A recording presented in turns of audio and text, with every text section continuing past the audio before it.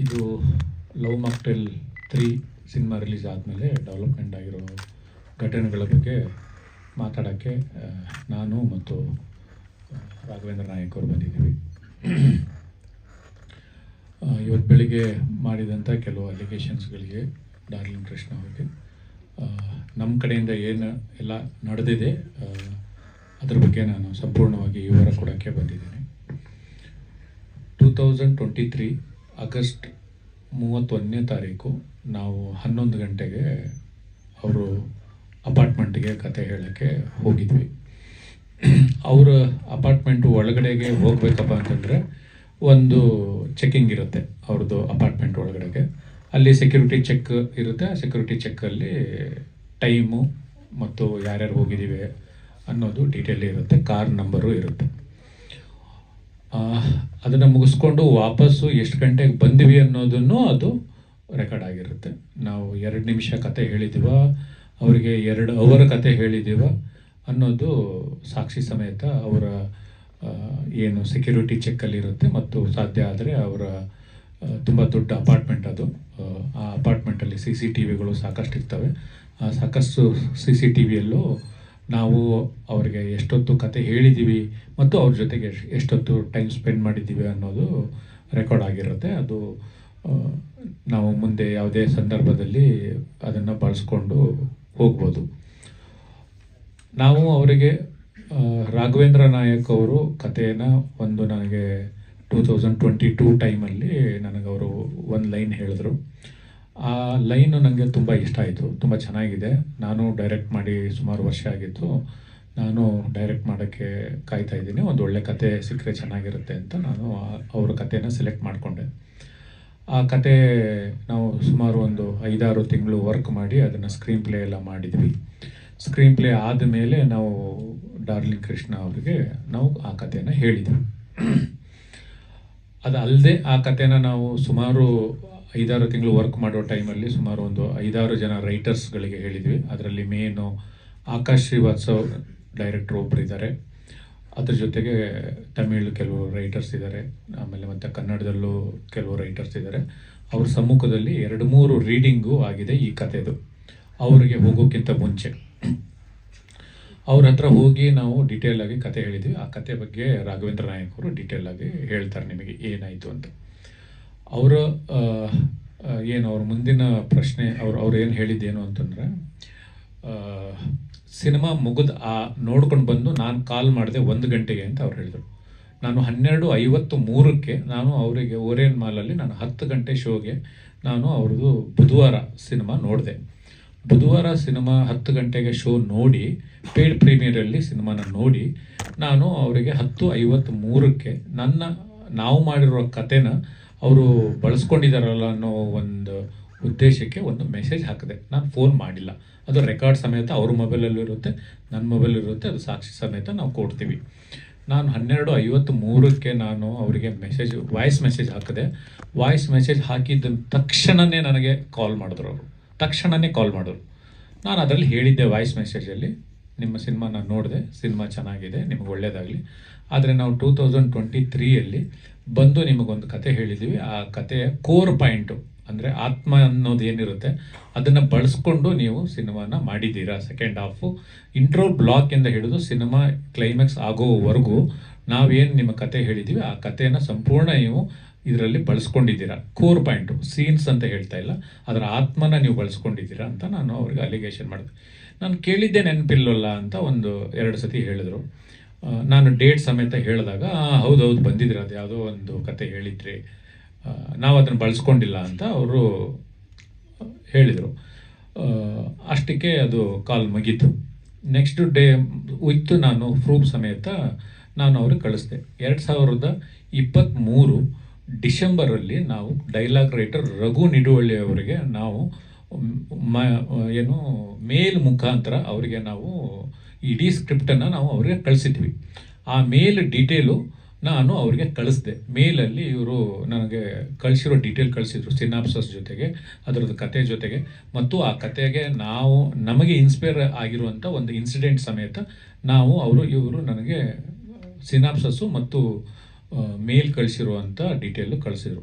ನಾನು ಅವ್ರಿಗೆ ಫಾರ್ವರ್ಡ್ ಮಾಡಿ ವಾಯ್ಸ್ ಮೆಸೇಜ್ ಹಾಕಿದೆ. ಮತ್ತೆ ತಿರ್ಗಾ ಅವರು ಕಾಲ್ ಮಾಡಿದ್ರು, ಇಲ್ಲ ನಾನು ಬಳಸ್ಕೊಂಡೇ ಇಲ್ಲ ಅಂತ. ನಾನು ಹೇಳಿದೆ, ನೋಡು ಡಾರ್ಲಿಂಗ್ ಕೃಷ್ಣ ಅವರೇ, ನಾನು ನೀವು 2013ರಿಂದ ನಾವು ಪರಿಚಯ, ತುಂಬ ಒಂದು ದೊಡ್ಡ ಲಾಂಗ್ ರಿಲೇಷನ್ಶಿಪ್ ಇದೆ.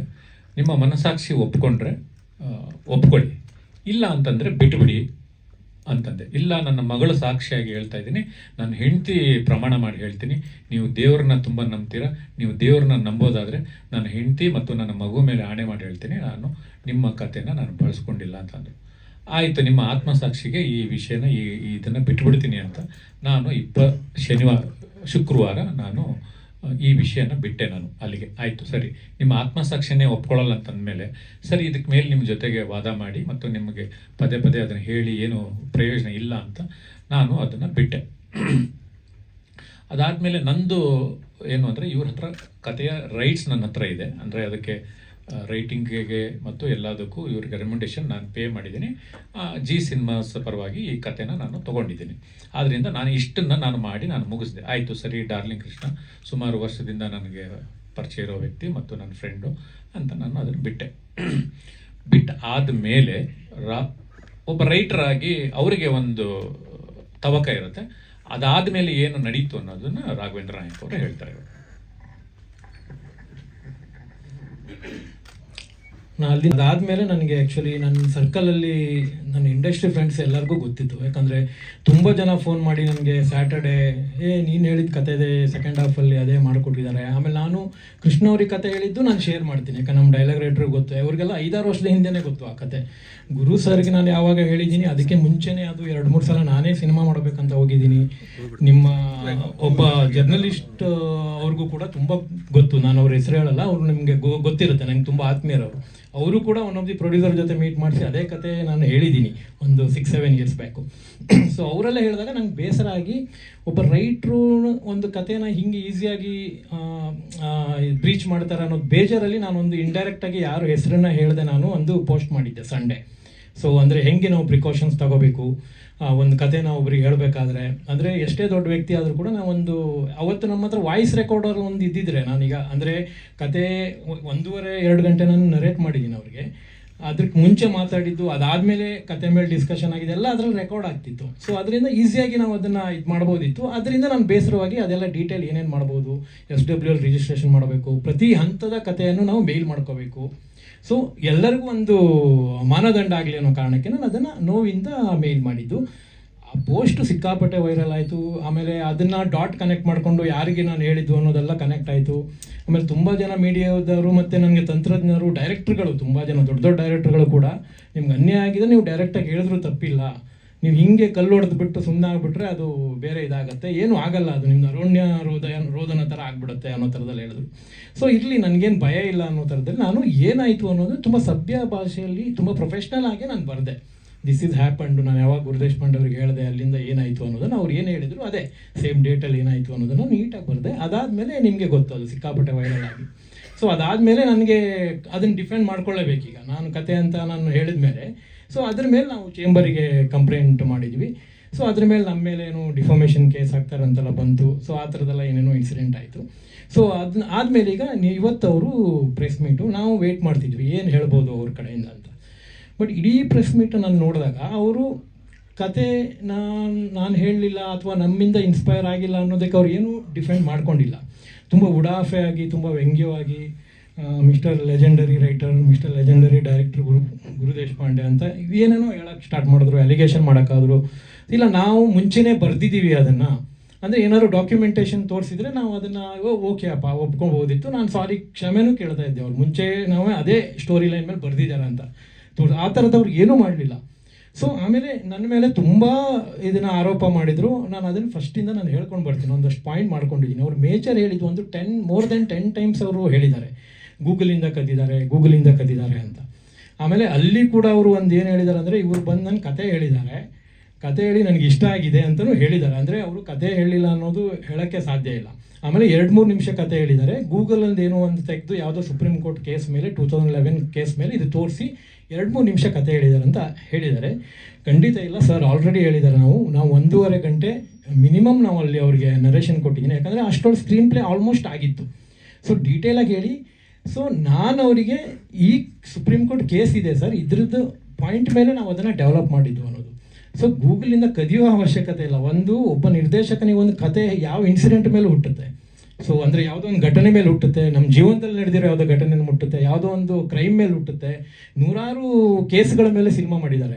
ನೀವು ಅವ್ರ ಸಿನಿಮಾ ಜೊತೆ ರಿಲೀಸ್ ಆಗಿರೋ ದುರಂಧರ್ ಸಿನಿಮಾ ತೊಗೊಂಡ್ರು ಕೂಡ ಅದು ಕೂಡ ನೂರಾರು ಒಂದು 50-60 ಇನ್ಸಿಡೆಂಟ್ಗಳ ಮೇಲೆ ಸಿನಿಮಾ ಮಾಡಿದ್ದು. ನೀವು ಯೂಟ್ಯೂಬಲ್ಲಿ ಹೋದರೆ ಪಾಕಿಸ್ತಾನದಲ್ಲಿ ಏನಾಯಿತು, ಯಾರ್ಯಾರು ನೋಡ್ದಾಕಿದ್ರು, ಅಲ್ಲಿ ಯಾರ್ಯಾರು ಮರ್ಡರ್ ಆಯಿತು, ಸೊ ಅದನ್ನೇ ಅವನು ಇಟ್ಕೊಂಡು ಕತೆ ಕಟ್ಟಿ ಮಾಡಿರೋದು.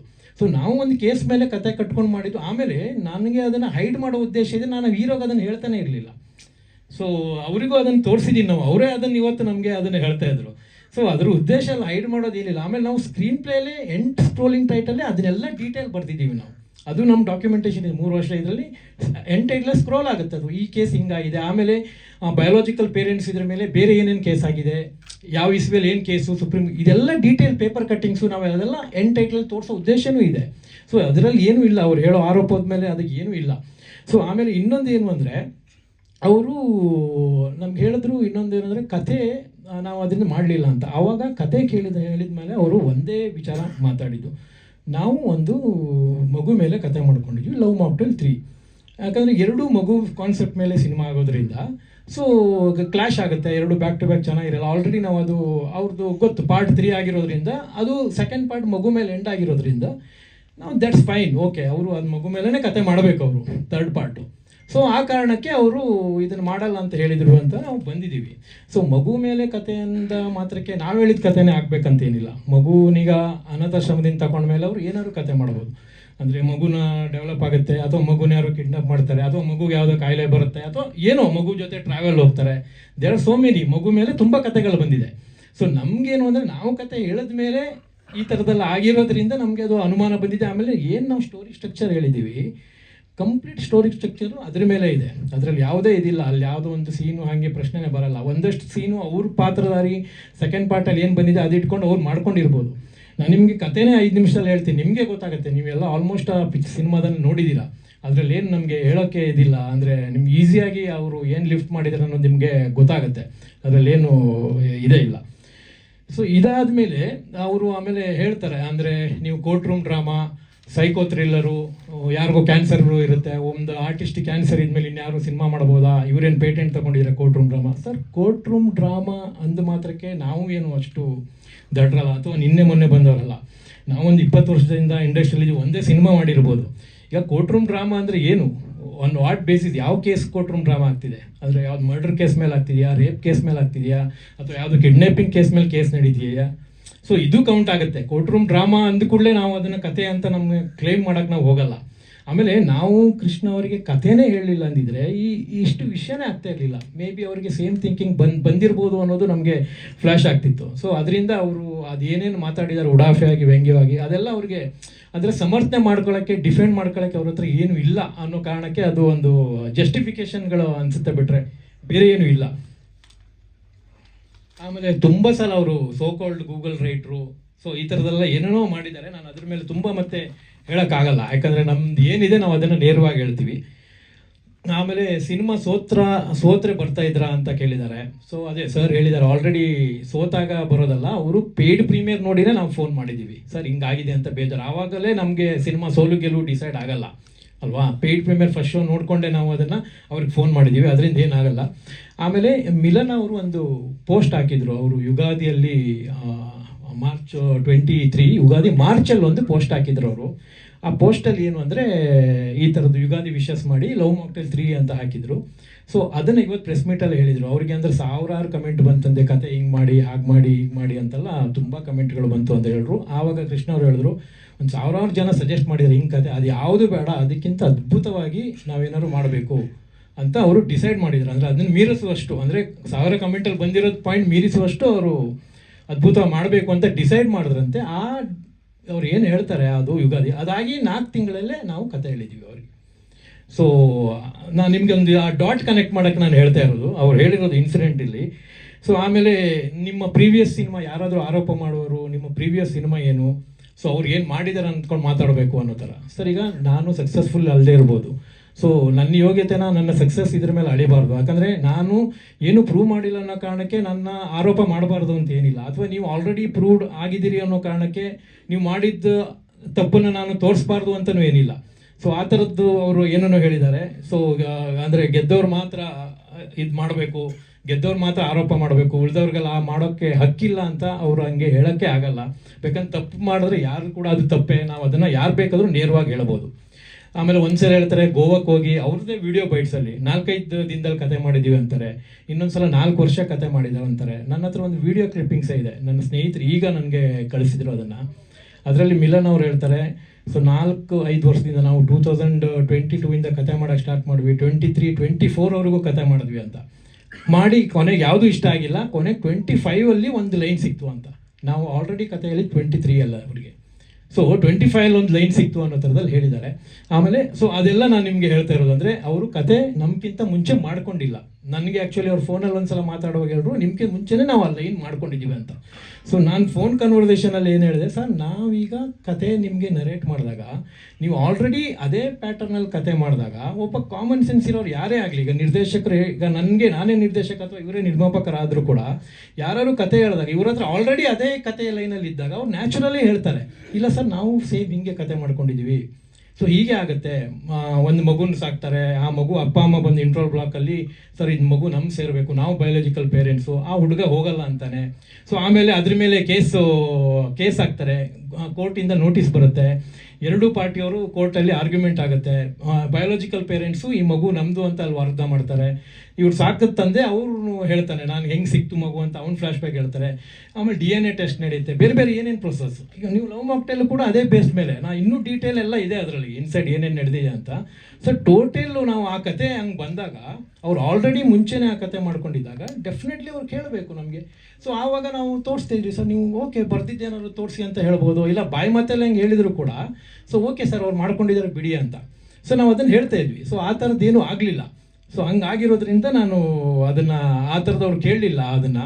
ಆವಾಗ ಅವರ ಸೇಮ್ ಕತೆ ಅವ್ರ ಹತ್ರ ಇದ್ದಿದ್ದರೆ ಅವರು ಡೆಫಿನೆಟ್ಲಿ ಅದನ್ನು ಹೇಳ್ತಾಯಿದ್ರು. ಆ ಟೈಮಲ್ಲಿ ಅವ್ರ ಹತ್ರ ಕತೆ ಇರಲಿಲ್ಲ, ಅವರು ಜಸ್ಟ್ ಮಗು ಮೇಲೆ ಸಿನಿಮಾ ಮಾಡಬೇಕು ಅಂತ ಅಂದ್ಕೊಂಡಿದ್ರು ಅಷ್ಟೇ. ನಾವು ಕತೆ ಹೇಳಿದ್ವಿ, ಅದಾದಮೇಲೆ ಟ್ರೈ ಮಾಡಿದ್ದಾರೆ, ಆಗಿಲ್ಲ. ಮೋಸ್ಟ್ಲಿ ನಮ್ಮ ಕತೆ ಅವರಿಗೆ ಕನೆಕ್ಟ್ ಆಗಿರ್ಬೋದು, ಇಮೋಷ್ನಲ್ ಬ್ಲಾಕು. ಸೊ ಅಂತ ನಮ್ಮ ಒಂದು ಆರೋಪ ಅವ್ರ ಮೇಲೆ. ಬರಲ್ಲಿ ರಾಘು ಅವರು ನನಗೆ ವಾಯ್ಸ್ ಮೆಸೇಜ್ ಮೂಲಕ ಫಸ್ಟ್ ಹಾಫ್ ಮತ್ತು ಸೆಕೆಂಡ್ ಹಾಫನ್ನು ಕಳಿಸಿರೋ ದಾಖಲೆ ಇಲ್ಲಿದೆ. ಇದ್ರದ್ದು ಪೂರ್ತಿ ಡೀಟೇಲು ನಾವು ಕೋರ್ಟಿಗೆ ಕೊಡ್ತೀವಿ. ನಾನು ಸುಮ್ಮನೆ ರೆಫರೆನ್ಸ್ ಆಗಿ ನಿಮಗೆ ತೋರಿಸ್ತಾ ಇದ್ದೀನಿ ನೋಡಿ. 2023 ನವಂಬರಲ್ಲಿ ಫಸ್ಟ್ ಹಾಫು ಮತ್ತು ಸೆಕೆಂಡ್ ಹಾಫು ನಿಮಗೆ 20 ನಿಮಿಷ ಅವರು ನನಗೆ ಕಳಿಸಿರೋದು. ಅದರ ಜೊತೆಗೆ ಇನ್ನೊಂದು 2023 ನವಂಬರ್ 30 ಕೂಡಲ ಸಂಗಮ ಅಂತ ಆ ಪಿಕ್ಚರ್ಗೆ ನಾವು ಟೈಟ್ಲ್ ಇಟ್ಟಿದ್ದು, ಆ ಕತೆಗೆ ನಾವು ಕೂಡಲ ಸಂಗಮ ಅಂತ ಟೈಟ್ಲ್ ಇಟ್ಟಿದ್ದು. ಅಂದರೆ ಒಂದು ಹಿಂದೂ ಅಪ್ಪ ಒಂದು ಮುಸ್ಲಿಂ ಮಗುನ ಹೆಂಗೆ ಸಾಕ್ತಾನೆ ಅಂದರು, ಕೂಡಲ ಸಂಗಮ ಅಂತ ಟೈಟ್ಲು ರಿಜಿಸ್ಟರ್ ಆವಾಗಲೇ ಮಾಡಿದ್ದೀವಿ, ಚೇಂಬರಲ್ಲೂ ಅದು ಟೈಟ್ಲು ರಿಜಿಸ್ಟರ್ ಆಗಿದೆ. ಇದು ಫಸ್ಟ್ ಹಾಫ್, ಇದು ನವಂಬರಲ್ಲಿ, ಇದು ನೋಡಿ ಸಾಕ್ಷಿ ಸಮೇತ ನವಂಬರಲ್ಲಿ. ನಮ್ಮ ಹತ್ರ ಕತೆ ಇಲ್ಲ, 2 ನಿಮಿಷ ಅವ್ರು ಹೇಳಿದ್ದು ಅಂತ ಅವ್ರು ಏನು ಹೇಳಿದ್ದಾರೆ. ನಮ್ಮ ಹತ್ರ 2023 ಪೂರ್ತಿ ಕತೆ ನಮ್ಮ ಹತ್ರ ರೆಡಿ ಇತ್ತು. ಅವರು ರಾಘು ಅವ್ರಿಗೆ 2-3 ಸತಿ 10 ಸತಿ 50 ಸತಿ ಕಾಲ್ ಮಾಡಿದ್ದೀವಿ ಅಂತ ಕೇಳ್ತಾರೆ. ಕಾಲ್ ಯಾಕೆ ಮಾಡಿದ್ದಾರೆ ಅವ್ರು ನನಗೆ? ಇವರು ಅಡ್ರೆಸ್ ಕೇಳೋಕ್ಕಂತೆ. ಯಾರಾದರೂ ಅಡ್ರೆಸ್ ಕೇಳ್ತಾರ? ನಿಮಗೆ ಕೋರ್ಟಲ್ಲಿ ಕೇಸ್ ಹಾಕ್ಬೇಕಪ್ಪ ಅಂತಂದರೆ ಯಾರಾದರೂ ಅಡ್ರೆಸ್ ಕೇಳಿಬಿಟ್ಟು ಕೇಸ್ ಹಾಕ್ತಾರ? ಅಡ್ರೆಸ್ನ ಹುಡ್ಕೊಂಡು ಹಾಕ್ತಾರೆ ಅಲ್ವಾ? ಇವರೆಲ್ಲ ಓಡೋಗ್ಬಿಟ್ಟಿದ್ದಾರೆ ಅನ್ನೋ ಥರ ಅವರು ನೆಪ ಹೇಳ್ತಾ ಇದ್ದಾರೆ. ಅದೇ ಗೊತ್ತು ನೋಡಿ. ಆಮೇಲೆ ಇನ್ನೊಂದು ನಾನು ತುಂಬ ವಿಶೇಷವಾದ ಇನ್ನೊಂದು ವಿಷಯ ಹೇಳ್ತೀನಿ ಕೇಳಿ. ಅವರು ನಿಮಗೆಲ್ರಿಗೂ ಡಾಕ್ಟರ್ ರಾಜ್ಕುಮಾರ್ ಅವರು ಮತ್ತು ಪುನೀತ್ ರಾಜ್ಕುಮಾರ್ ಅವರು ಕಣ್ಣು ದಾನ ಮಾಡಿದ್ರು. ಆ ಕಣ್ಣು ದಾನ ಮಾಡಿರೋದು ವ್ಯಕ್ತಿ ಯಾರಿಗೆ ಆ ಕಣ್ಣುಗಳನ್ನು ಕೊಟ್ಟರು ಅಂತ ಯಾರು ಹೇಳಲ್ಲ. ಅದೇ ಥರ ಅನಾಥಾಶ್ರಮಕ್ಕೆ ಒಂದು ಮಗುನ ನಾವು ದಾನ ಕೊಟ್ಟ ಆದಮೇಲೆ ಆ ದಾನ ಮಗುನ ಯಾರು ಅದನ್ನು ತಗೊಳ್ತಾರೋ ಆ ಡೀಟೇಲ್ಸು ಯಾರಿಗೂ ಕೊಡೋದೇ ಇಲ್ಲ. ಫಸ್ಟ್ ಆಫ್ ಆಲ್ ಕತೆ ಅವರು ಕದ್ದಿರೋಕೆ ಸಾಕ್ಷಿ ಸಮೇತ ನಾವು ಯಾಕೆ ಹೇಳ್ತಾ ಇದ್ದೀವಿ ಅಂತಂದರೆ, ಅನಾಥಾಶ್ರಮದಿಂದ ಮಗು ತೊಗೊಂಬಂದರೆ ಒರಿಜಿನಲ್ ಪೇರೆಂಟ್ಸ್ ಏನಿದ್ದಾರೆ ಅವರು ಏನು ಮಾಡ್ತಾರೆ ಅಂತಂದರೆ, ಒರಿಜಿನಲ್ ಪೇರೆಂಟ್ಸ್ ಹೋಗಿ ಅನಾಥಾಶ್ರಮಕ್ಕೆ ಮೇಲೆ ಕೇಸ್ ಹಾಕಬೇಕು. ಮೊದಲು ಫಸ್ಟ್ ಆಫ್ ಆಲ್ ಅನಾಥಾಶ್ರಮಕ್ಕೆ ಕೇಳಬೇಕು, ನಮ್ಮ ಮಗು ಎಲ್ಲಿದೆ, ನಮ್ಮ ಮಗು ನಮ್ಗೆ ವಾಪಸ್ ಬೇಕು ಅಂತ. ಅವರು ಡೈರೆಕ್ಟಾಗಿ ಅಡಾಪ್ಟ್ ಮಾಡಿರೋ ತಂದೆ ತಾಯಿ ಹತ್ರ ಬರೋದೇ first of all wrong concept ಅದು. ಅವರು ಸಿನಿಮಾ ಮಾಡಿರ್ಬೋದು, ಸಿನಿಮಾ ಇವತ್ತು ಚೆನ್ನಾಗಿ ಗೆದ್ದಿರ್ಬೋದು, ಅವರು ಲೆಜೆಂಡ್ರಿ ಡೈರೆಕ್ಟ್ರು ಅಂತ ನಮ್ಮನ್ನು ಹೇಳಿದ್ದಾರೆ, ಆಮೇಲೆ ಲೆಜೆಂಡ್ರಿ ರೈಟರ್ ಅಂತ ಬೇರೆ ಮೆನ್ಷನ್ ಮಾಡಿದ್ದಾರೆ. ನನ್ನ ರಿಮೇಕ್ಗಳ ಬಗ್ಗೆ ಅವ್ರು ಹೇಳಿದ್ದಾರೆ. ಏನು ರುದ್ರತಾಂಡವ ಮತ್ತು ಜಾನ್ ಜಾನಿ ಜನಾರ್ದನಲ್ಲಿ ನಾನು ಅವರು ರಿಮೇಕ್ ಸಿನಿಮಾದಲ್ಲಿ ನಾನು ಅಂದರೆ ನಿಮಗೆ ಅವತ್ತು ಅದು ರಿಮೇಕ್ ಅಂತ ಗೊತ್ತಿರಲಿಲ್ವಾ? ಇಲ್ಲ, ಅವತ್ತು ನಿಮಗೆ ರಿಮೇಕ್ ಮಾಡುವಂಥ ಅವಶ್ಯಕತೆ ಇತ್ತು, ಅವತ್ತು ನೀವು ರಿಮೇಕ್ಗಳನ್ನು ಮಾಡಿದ್ದೀರಾ. ಇವತ್ತು ನಿಮಗೆ ಲವ್ ಮಾಕ್ಟೇಲ್ ಅಂತ ಒಂದು ಸಿನಿಮಾ ಹಿಟ್ ಆದಮೇಲೆ ರಿಮೇಕ್ಗಳನ್ನು ಮತ್ತು ರಿಮೇಕ್ ಡೈರೆಕ್ಟರ್ಗಳು ನಿಮಗೆ ಬೇಡ ಅಂತ ನೀವು ಡಿಸೈಡ್ ಮಾಡಿದ್ದೀರಾ. ನನ್ನ ಪ್ರಕಾರ ಸುಮಾರು ನಾನು ಲಿಸ್ಟ್ ಮಾಡ್ಕೊಂಡು ಬಂದಿದ್ದೀನಿ. ಅವರು ಲೆಜೆಂಡ್ರಿ ಗುರು ದೇಶಪಾಂಡೆ ಅಂತ ಅವ್ರ ಬಾಯಲ್ಲಿ ಯಾಕೆ ಬಂತು ಅಂತ ನನಗೆ ಗೊತ್ತಿಲ್ಲ ಆ್ಯಕ್ಚುಲಿ. ನನಗೆ ರಿಮೇಕ್ ಮಾಡಿರುವಂಥ ಅತಿ ಹೆಚ್ಚು ರಿಮೇಕ್ಗಳನ್ನು ಮಾಡಿರುವಂಥ ದ್ವಾರಕೀಶ್ ಅವರು ಲೆಜೆಂಡ್ರಿ ಇದ್ದಾರೆ. ಅತಿ ಹೆಚ್ಚು ರಿಮೇಕ್ ಮಾಡಿರುವಂಥ ರವಿಚಂದ್ರನ್ ಅವರು ಲೆಜೆಂಡ್ರಿ ಇದ್ದಾರೆ. ಅತಿ ಹೆಚ್ಚು ರಿಮೇಕ್ ಸಿನಿಮಾಗಳಲ್ಲಿ ಸುದೀಪ್ ಸರ್ ಮಾಡಿದ್ದಾರೆ, ನಾರಾಯಣ್ ಸರ್ ಮಾಡಿದ್ದಾರೆ. ತುಂಬ ಜನ ರಿಮೇಕ್ ಸಿನಿಮಾಗಳನ್ನು ಮಾಡಿದ್ದಾರೆ. ಅದನ್ನು ಕನ್ನಡಕ್ಕೆ ಎಷ್ಟು ಅಡಾಪ್ಟ್ ಮಾಡ್ಕೋಬೇಕು ಮತ್ತು ಅದನ್ನು ಎಷ್ಟು ಚೆನ್ನಾಗಿ ಅದನ್ನು ಮಾಡಬೇಕು, ಎಷ್ಟು ಸಕ್ಸಸ್ ಆಗಿ ಮಾಡಬೇಕು ಅಂತ ಗೊತ್ತು. ನನ್ನ ಪ್ರಕಾರ ಅಲ್ಲ, ಅವ್ರು ಗೆದ್ದಿರೋರು ಮಾತ್ರ ಇದನ್ನೆಲ್ಲ ಮಾತಾಡಬೇಕು ಅಂತ ಹೇಳಿದರು. ನನ್ನ ಮೋಸ್ಟ್ಲಿ ರಾಜಾ ಹುಲಿ ಒಂದು ಸಿನಿಮಾದ ಕಲೆಕ್ಷನು ಮತ್ತು ಅದು ಗಳಿಕೆ ಆಗಿರೋ ದುಡ್ಡು ಇವರು 3 ಸಿನಿಮಾ ಸೇರಿದ್ರೂ ಆಗಲ್ಲ. ಆ ಸಿನಿಮಾ 2013 ನಾವು ರಾಜಾ ಹುಲಿ ಮೂಲಕ ನಾವು ಅಷ್ಟು ದೊಡ್ಡ ಸಕ್ಸಸ್ ಕೊಟ್ಟಿದ್ದೀವಿ. ಸಕ್ಸಸ್ ಕೊಟ್ಟಿರೋರು ಮಾತ್ರ ಇದನ್ನು ಮಾತಾಡಬೇಕು ಅಂತ ಅವರು ಹೇಳಿದ್ದಾರೆ. ಇನ್ನೊಂದು ಅವರು ತುಂಬ ದೊಡ್ಡ ಅಲಿಗೇಷನ್ ಇದು ಇದು ಇದು ನನ್ನ ಹೆಂಡತಿ ತುಂಬ ನೋವಾಗುತ್ತೆ. ನನ್ನ ಹೆಂಡತಿ ನಾವು ಇವತ್ತು ಬೆಳಗ್ಗೆ ಒಂದು ಉಪನಯನ ಫಂಕ್ಷನ್ಗೆ ಹೋಗ್ತಾ ಇದ್ವಿ.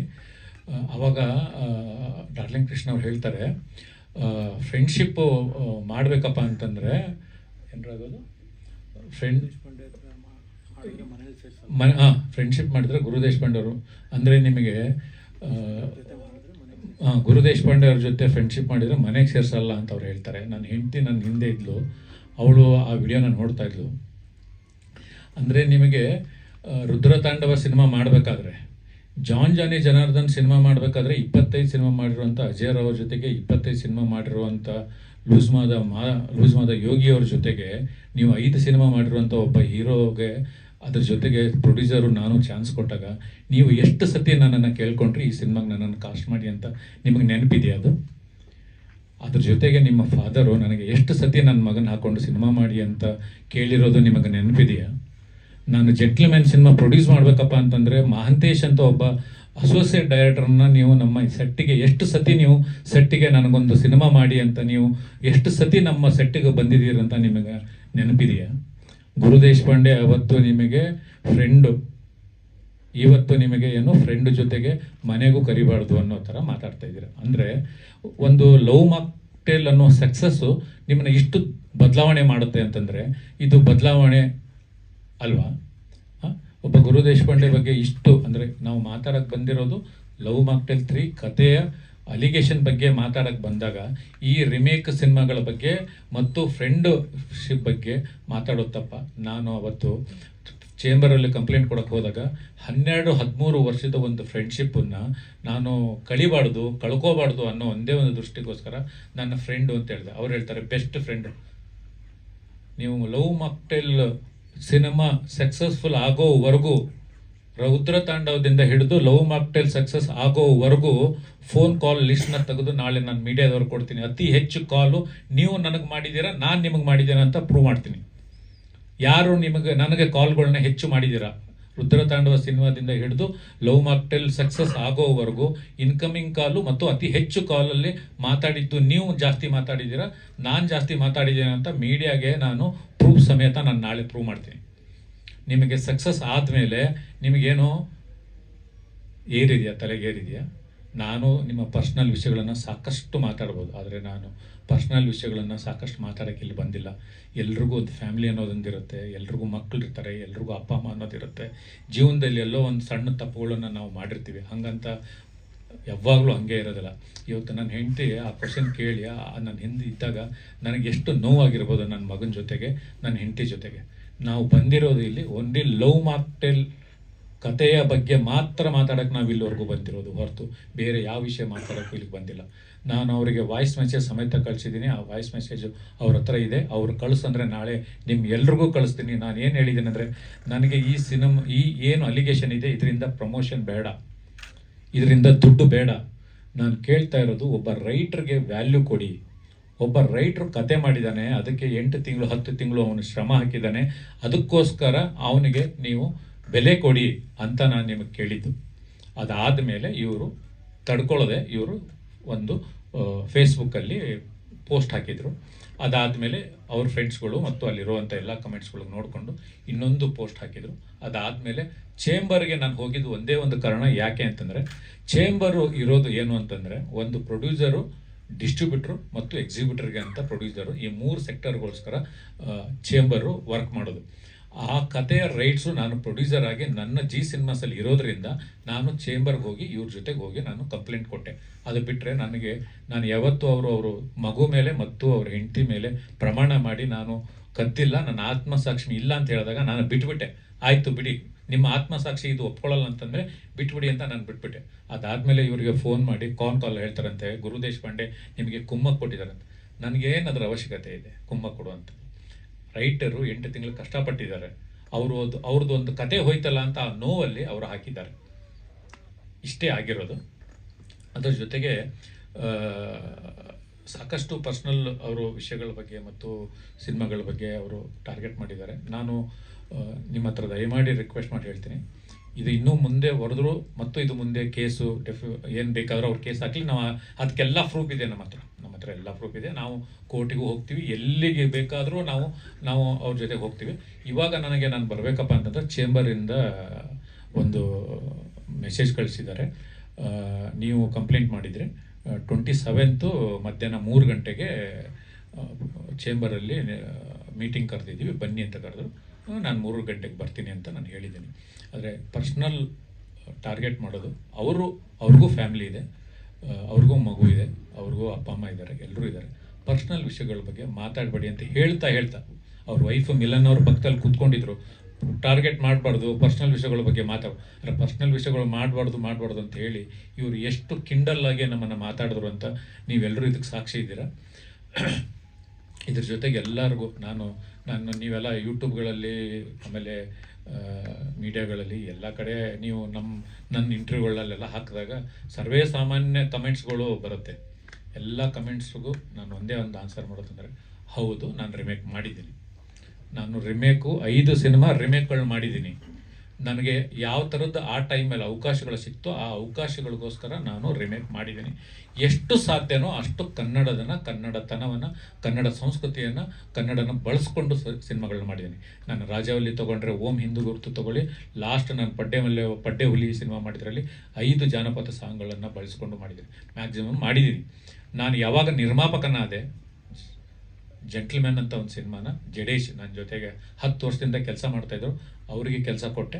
ಅದಾದಮೇಲೆ ಇವಾಗ ರಾಮರಸನೂ ಮಾಡ್ತಾಯಿದ್ದೀನಿ. 4 ಸಿನಿಮಾಗಳನ್ನು ಮಾಡಿದ್ದೀನಿ. ನನಗೆ ಯಾವಾಗ ನಾನು ಅವಕಾಶಗಳನ್ನು ಕೊಡೋ ಪರಿಸ್ಥಿತಿ ಬಂದಾಗ ನಾನು ರಿಮೇಕ್ಗಳನ್ನ ಮಾಡಿಲ್ಲ. ರಿಮೇಕ್ ತಪ್ಪು ಅಂತ ನಾನು ಇವತ್ತು ವಾದ ಮಾಡ್ತಾ ಇಲ್ಲ. ಆದರೆ ನನ್ನ ವಿಡಿಯೋಗಳಿಗೆಲ್ಲ ಏನು ಬರೀತಾರೆ ಅಂತಂದ್ರೆ ಕಮೆಂಟ್ಸಲ್ಲಿ ರಿಮೇಕ್ ರಾಜ. ಹೌದು ರೀ, ಬದುಕಕ್ಕೋ ಇಲ್ಲ ನನ್ನನ್ನು ನಾನು ಪ್ರೂವ್ ಮಾಡ್ಕೊಳ್ಳೋಕ್ಕೋಸ್ಕರ ಅವತ್ತು ಮಾಡಿದ್ದೀನಿ. ಆದರೆ 2020ಇಂದ ಇವತ್ತು 26 6 ವರ್ಷ ನಾನು ಸ್ವಮೇಕ್ ಸಿನಿಮಾಗಳನ್ನು ಪ್ರೊಡ್ಯೂಸ್ ಮಾಡಿಕೊಂಡೇ ಬಂದಿದ್ದೀನಿ. ಅದ್ರ ಜೊತೆಗೆ ಇನ್ನೊಂದು ಯಾವತ್ತೋ ಒಂದು ನಡೆದಿರೋ ಇನ್ಸಿಡೆಂಟ್ ಇಟ್ಕೊಂಡು ನನ್ನನ್ನು ಪರ್ಸ್ನಲ್ ಟಾರ್ಗೆಟು ಮಾಡ್ತಾಯಿದ್ದೀರ. ದಯವಿಟ್ಟು ಪರ್ಸ್ನಲ್ ಟಾರ್ಗೆಟ್ನ ಬಿಟ್ಬಿಟ್ಟು, ಕೆಲವು ಸತಿ ಏನೇನೋ ತಪ್ಪುಗಳು ಆಗಿರ್ತವೆ, ಅದನ್ನು ಬಿಟ್ಟು ಸುಧಾರಿಸ್ಕೊಂಡು ಒಳ್ಳೆಯವರಾಗಿ ಇನ್ನೂ ಒಂದು ಒಳ್ಳೆ ಸಿನಿಮಾಗಳನ್ನ ಮಾಡೋಣ, ಒಂದು ಶಕ್ತಿ ಮೀರಿ ಕೆಲಸಗಳನ್ನು ಮಾಡೋಣ ಅಂತ ನಾವು ಬಂದಿದ್ದೀವಿ. ನಿಮ್ಮೆಲ್ಲರೂ ಸಪೋರ್ಟ್ ಇರುತ್ತೆ ಅಂತ ಅಂದ್ಕೊಂಡಿದ್ದೀನಿ. ನಿಮ್ದೇನು ಕ್ವಶನ್ಗಳಿದ್ದರೆ ದಯವಿಟ್ಟು ಕೇಳಿ. ಬೇರೆ ಸೃಷ್ಟಿ ಮಾಡ್ಕೊಂಡಿದ್ದಾರೆ, ಆದರೆ ಅಲ್ಲಿ ಏನು ಕೋರ್ ಪಾಯಿಂಟ್ ಇದೆಯಲ್ಲ, ಆ ಕೋರ್ ಪಾಯಿಂಟ್ ನಮ್ಮದು. ಅದು ನಮ್ದರಿಂದನೇ ನೀವು ಇನ್ಸ್ಪೈರ್ ಆಗಿ ಮಾಡಿರೋದು. ಇದು ಖಂಡಿತವಾಗ್ಲೂ ಹೌದು. ಇದನ್ನು ನಾವು ಕೋರ್ಟಲ್ಲಿ ನಿರೂಪಣೆ ಮಾಡೇ ಮಾಡ್ತೀವಿ, ಇದನ್ನು ಪ್ರೂವ್ ಮಾಡೇ ಮಾಡ್ತೀವಿ ಕೋರ್ಟಲ್ಲಿ. ಸರ್, ಈಗ ನಿಮ್ಮ ಸಿನಿಮಾ ಅಂದರೆ ರಾಮರಸ ರಿಲೀಸ್ ಆಗ್ತಾ ಇದೆ, ಅದಕ್ಕೋಸ್ಕರ ಅಂದರೆ ಆ ಸಿನಿಮಾದ ಪ್ರಚಾರಕ್ಕೋಸ್ಕರ ನಮ್ಮ ಸಿನಿಮಾವನ್ನ ಬಳಸ್ಕೊಳ್ತಾ ಇರುವಂಥದ್ದು ಎಷ್ಟು ಸರಿ ಅನ್ನೋಂಥ ರೀತಿಯ ಮಾತು ಬಂತು ಪ್ರೆಸ್ ಮೀಟಲ್ಲಿ, ಕೇಳಿಸ್ಕೊಂಡ್ರಿ ಅನ್ಸುತ್ತೆ. ನಾನು ಒಂದು ವಿಷಯ ಹೇಳ್ತೀನಿ ಕೇಳಿ.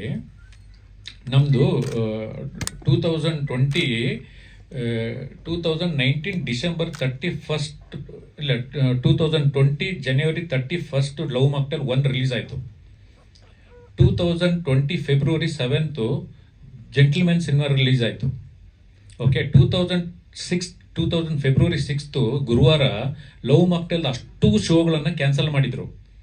2020 ನಮ್ಮ ಮ್ಯೂಸಿಕ್ ಡೈರೆಕ್ಟರ್ ಆದಂಥ ರಘು ದೀಕ್ಷಿತ್ ಅವರು ನನ್ನ ಫ್ಯಾನ್ಸ್ಗಳೆಲ್ಲ ಬಂದು ಫೋಟೋ ತೆಗೆಸ್ಕೊಳ್ತೀರಾ, ಆದರೆ ಸಿನಿಮಾಗಳು ನೋಡೋಕ್ಕೆ ಬರಲ್ಲ ಅಂತ ಅವರು ತುಂಬ ಎಮೋಷ್ನಲ್ ಆಗಿ ಆ ಸಿನಿಮಾನ ಮಾತಾಡಿದ್ರು. ಅದು ತುಂಬ ವೈರಲ್ ಆಯಿತು. ಅದಾದಮೇಲೆ ಸಿನಿಮಾ ಇದೆ. ಆ ಥರ ಪಬ್ಲಿಸಿಟಿ ಮಾಡಿ ನಾನು ಸಿನಿಮಾನ ರಾಮರಸ ಗೆಲ್ಸ್ಕೊಳ್ಳೋಂಥ ಅವಶ್ಯಕತೆ ನನಗಿಲ್ಲ. ರಾಮರಸಗೆ ಸಪ್ರೇಟ್ ಆದಂಥ ಒಂದು ತಾಕತ್ತಿರುತ್ತೆ. ಅದು ಕತೆ ಸ್ಟ್ರಾಂಗ್ ಇರುತ್ತೆ, ಅದರಲ್ಲಿರೋ ನಟರು ಸ್ಟ್ರಾಂಗ್ ಇರ್ತಾರೆ. ಒಳ್ಳೆ ಕತೆ ಆದರೆ ಜನ ಗೆಲ್ಲಿಸ್ತಾರೆ. ನಂದೇ ಪೆಂಟಗನ್ನು ಸಾಕಷ್ಟು ಬೇರೆ ಬೇರೆ ವಿಷಯಗಳಿಗೆ ಪ್ರಚಾರ ಸಿಕ್ತು. ಅದಕ್ಕಿಂತ ಮುಂಚೆ ಲವ್ ರಚ್ಚುಗೂ ಸಾಕಷ್ಟು ಬೇರೆ ಬೇರೆ ರೀತಿಯ ಪ್ರಚಾರ ಸಿಕ್ತು. ಆದರೆ ಜನ ಬಂದು ಏನು ಸಿನಿಮಾ ನೋಡಿಲ್ಲ. ಈ ಥರ ನೆಗೆಟಿವ್ ಪ್ರಮೋಷನ್ ಮಾಡೋದ್ರಿಂದನೋ ಇವ್ರ ಹೆಸರು ಹೇಳ್ಕೊಂಡು ನನ್ನ ಸಿನಿಮಾನ ಪ್ರಮೋಷನ್ ಮಾಡ್ಕೊಳ್ಳೋದ್ರಿಂದನೋ ಜನ ಬಂದು ಥಿಯೇಟ್ರಿಗೆ ಬಂದು ಸಿನಿಮಾ ನೋಡ್ತಾರೋ ಅನ್ನೋ ಅಷ್ಟು ಮುಟ್ಟಾಳ ನಾನೇನಲ್ಲ. ಸರ್, ಈಗ ಡೆಫಾಮೇಷನ್ ಕೇಸ್ ಹಾಕಕ್ಕೆ ಅವರು ತಯಾರಾಗಿದೆ. ಎಲ್ಲರೂ ಕೂಡ ಇಂಡಸ್ಟ್ರಿಗೆ ಸಂಬಂಧಪಟ್ಟವರು, ಅವ್ರಿಗೂ ಈ ಪ್ರಶ್ನೆ ಎದುರಾಗಿದೆ. ಈಗ ಮಧ್ಯಸ್ಥಿಕೆ ವಹಿಸಿ ಯಾರಾದ್ರೂ ನಿಮ್ಗೆ ಕಾಂಪ್ರಮೈಸ್ ಮಾಡೋಕ್ಕೆ ಮುಂದಾದರೆ ಏನು ನಿರ್ಧಾರ? ನೋಡಿ, ನಾನು ಅವರಿಗೆ ವಾಯ್ಸ್ ಮೆಸೇಜ್ ಕಳಿಸಿದ್ದೀನಿ. ಆ ವಾಯ್ಸ್ ಮೆಸೇಜ್ ಸಾಧ್ಯ ಆದರೆ ಅವರಿಂದನೇ ನೀವು ತರಿಸ್ಕೊಳ್ಳಿ.